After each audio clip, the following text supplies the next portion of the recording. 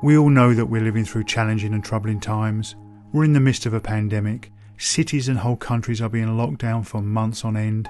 People are losing their lives, their jobs and their businesses. Mental illness and suicide are on the rise, and the debt that is being built up will take generations to pay off. Censorship and polarisation seem to be the new norm, with nuanced debate and mutual respect giving way to a pro versus anti, with us or against us mentality that has a chilling and deeply divisive effect on our previously open and tolerant societies. But far more disturbing than any of these troubling things is that we stand on the brink of a civilisational change that is so far-reaching in its consequences and so profound in its implications that few are able to discern the imminence of the danger or to fully comprehend the Rubicon that we are about to cross and the dystopian world that awaits us on the other side. How is this fundamental change being ushered into being, you ask? Through sleight of hand, through misdirection, and through the introduction of the seemingly benign vaccine passport. Such a claim seems extraordinary, and you would be right to be sceptical. But please allow me to explain. Most of us living in democratic societies today have been born into freedom. We've simply never known anything different. Now, liberal democratic societies are certainly not perfect, but we are essentially free to live the lives we choose, go where we please and behave as we wish, except where our actions are expressly prohibited in law, such as stealing, committing acts of violence or taking another's life. But we've not earned the freedoms we've enjoyed. They've been handed down to us by successive generations who wrestled them from the hands of monarchs and tyrants, who campaigned, fought and died so that we could enjoy the freedoms that we now possess to live the lives we choose. Yet today we stand on the brink of having these priceless, hard-fought freedoms stolen from us as we look the other way, of relinquishing them without resistance or debate because we are told we have no choice but to accept vaccine passports if we want to get some semblance of our old lives back. At first glance, accepting vaccine passports into our daily lives may seem like a trivial change. After all, many of us have already become accustomed to scanning QR codes as a condition of entry into restaurants and shops. But do not be fooled. The universal adoption of vaccine passports is not a trivial change. It is no less than a fundamental inversion of what is meant by freedom in democratic societies, and it will facilitate a radical restructuring of our civilization. No longer will your personal freedom be expansive, constrained only at the periphery by long-established and mutually agreed laws.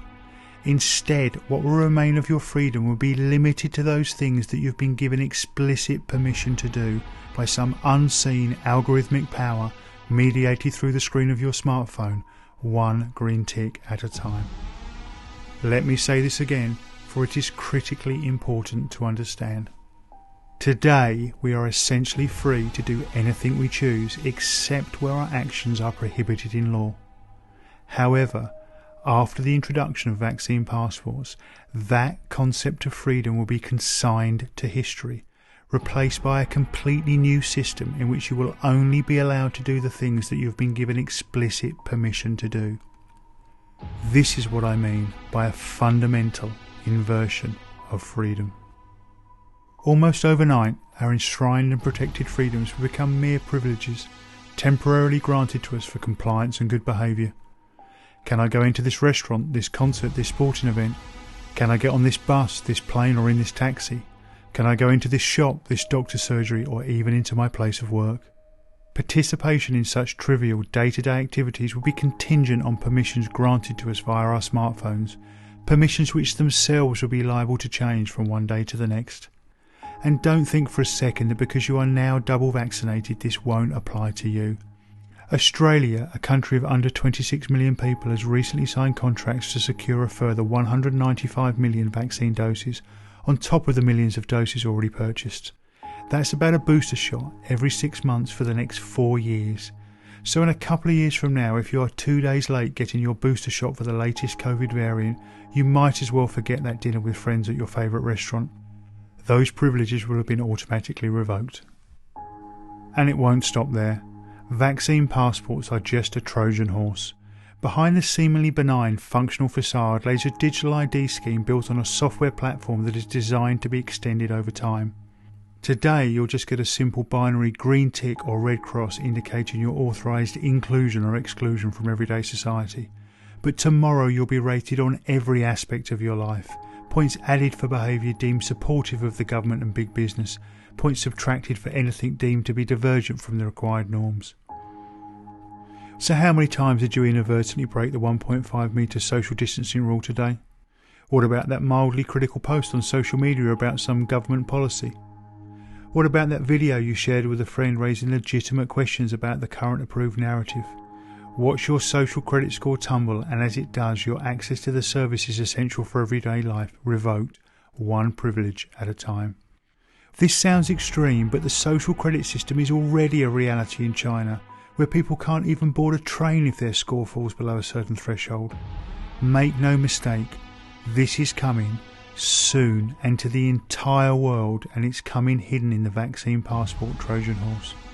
While such a world may seem implausible to us, if we stop and reflect for just a moment, it becomes clear that COVID-19 has already given us a taste of a world where what is permitted, and with it the boundaries of our freedom, changes on a day-to-day basis. The desensitisation has already begun. Although this vision of our imminent future is shocking enough, the true dystopian power of such a scheme only comes into view when we situate the vaccine passport digital ID platform in the context of the high-tech, highly surveilled world we already live in. It's no secret to anyone that the global tech giants monitor and record our every online action, with each post liked, every article shared, ad clicked and video watched, used to build detailed profiles on us. These big data generated psychographic profiles are not only used to determine what products we may want to buy, but also, more chillingly, to infer our political preferences, our opinions, attitudes and beliefs, and even our innermost drives and fears. It really can be argued that, armed with big data, AI algorithms and near infinite computing power, Google, Facebook and Amazon really can know us better than we know ourselves. Most reasonably informed people know that governments collect and store vast quantities of data on their citizens, including almost all telephone calls, text messages and emails. Every aspect of our lives today is monitored, scrutinised and profiled as part of the national security apparatus of the state or the for-profit apparatus of big business. However, this will all change, and change forever, if we allow the vaccine passports to roll out. Why? Because the vaccine passport and the social credit system it will rapidly evolve into is the final missing piece in an automated architecture of total surveillance and social control. George Orwell has made us all familiar with the watching and monitoring aspect of surveillance, and we all intuitively know that the act of being watched puts pressure on us to conform to certain rules and norms. Think speed cameras on the roads and CCTV cameras in shops and town centres. But there is another aspect of surveillance that, apart from the occasional speeding fine, few of us have experienced, and that is the disciplinary aspect of surveillance, the punishment for non-compliance that's received at the sharp end of the surveillance architecture. Until now, that piece of the puzzle has been missing, but with the advent of vaccine passports, the mechanism to automatically discipline those who do not submit to prescribed norms and mandated rules will be carried in everyone's pocket every moment of every day. There is a term that's used in the academic discussions on surveillance known as turnkey totalitarianism.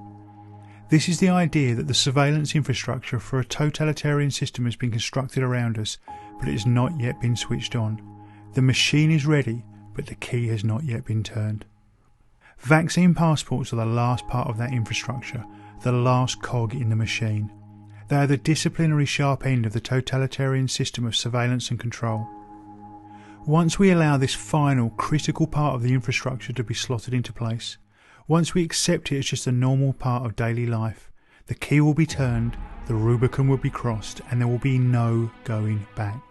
There will be no space for dissent, no opportunity for debate, and no room for deviance from prescribed norms and mandated behaviours. And as the crucially important space for debate, difference and non-conformity disappears, so too will the possibility of ordinary human beings collectively steering the direction we want our societies to go in. The machine will be on, eternally and automatically watching, profiling and scoring, guiding our behaviours and, when necessary, punishing. We will be forever at the mercy of our masters, those with the key to the machine, those who keep score, and those who set the rules, those who decide if we are deserving of a green tick or a red cross, those who decide whether we can be included in society or pushed to the precarious margins of existence. If we allow this to happen, it will be, as Aldous Huxley termed it, the final revolution. There will be no coming back from it. Freedom, as we have known it all our lives and for generations before us, will be extinguished forever for all but the privileged few at the pinnacle of the pyramid. In time, maybe in a generation or two, we will be so conditioned by the continuous gaze of surveillance and the rewards and punishments that it will automatically issue that we'll simply police ourselves, self-monitored, self-censored and submissive. The freedom we enjoy today, even the very idea of freedom as we conceive it now, will become all but unthinkable to our children and all the generations that follow. It is said that totalitarianism is, first and foremost, the extreme focusing of surveillance devoted to securing political ends. Under the cover of COVID-19, without debate, discussion or informed consent, we're about to let a new totalitarian world of total surveillance, control and compliance be ushered in, welcomed by many in the name of doing their part in the battle against the virus. It is tempting to think that those of us living today in our high-tech, media-saturated world are far too informed and far too smart to have such a trick played on us. Yes, people may have fallen under the spell of fascism and totalitarianism in the past, but we are simply far too sophisticated to fall into such a trap. But is that really true? Are you sure? Look around you. Look at the censorship. Look at how little deviance there is from the approved narrative on the mainstream media. Look at how fear is being used to corral and control us. Look at how we are becoming divided around the ideas of masks, vaccines and lockdowns. Look at the in-group, out-group mentality that's beginning to form. Look at how far we've come in less than 2 short years. When the scales are peeled from your eyes, the propaganda and control become all too clear. The destination laid bare for those willing to see.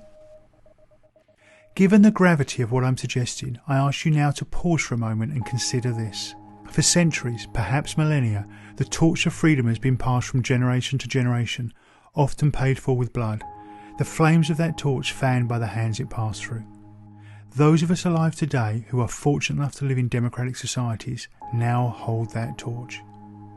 Now imagine yourself looking into the eyes of your parents, your grandparents and all the generations before them stretching back through time.